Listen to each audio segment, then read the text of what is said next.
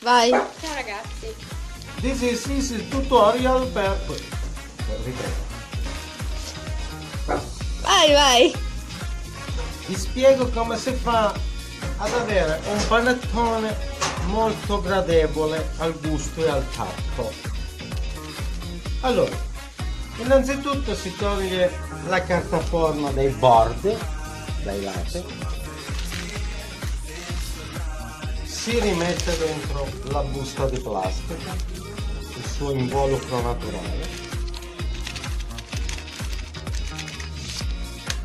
si prende lo zucchero a velo, si cosparge il centro, poi si chiude tutto ermeticamente,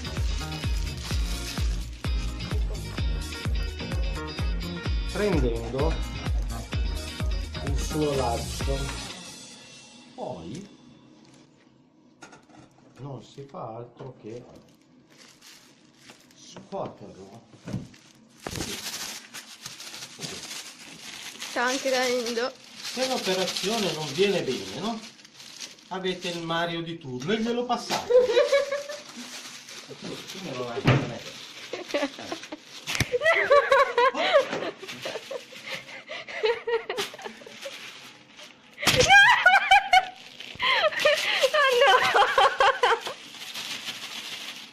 E così l'operazione è abbondosa, tutto perfetto. Adesso open the plastic. Plastico.